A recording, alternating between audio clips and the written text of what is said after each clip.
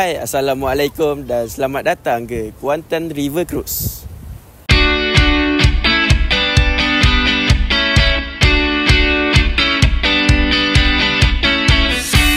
Jadi, saya Muhammad Irfan Hadif, pemandu pelancong anda pada hari ini. Okey, terdapat di Sungai Kuantan ini pelbagai aktiviti menarik pada hujung minggu. Sepertinya ada berkayak, ada cruise untuk menaiki bot untuk pusing ke Sungai Kuantan yang boleh dapat lihat view Menara Kuantan 188 dan juga signboard Kuantan di sebelah sana. Jadi view memanglah amat cantik, view memang lawa, nice untuk family, untuk meluangkan masa.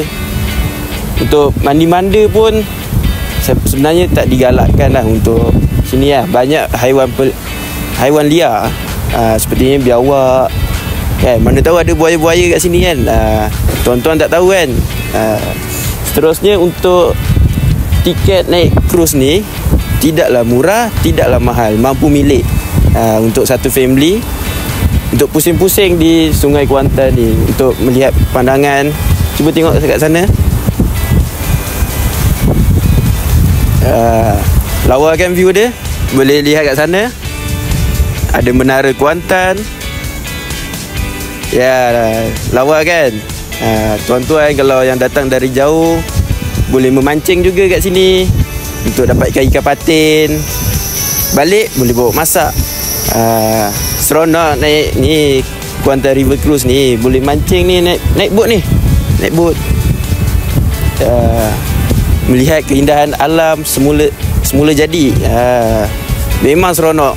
Jadi tuan-tuan, pertama kalau naik River Cruise ni, keselamatan first memang diutamakan lah kat sini.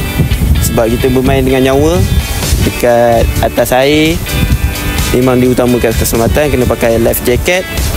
Seterusnya tuan-tuan dan puan-puan bolehlah lihat dan menikmatilah keindahan alam sekitar ini di Bandar Kuantan, Pahang.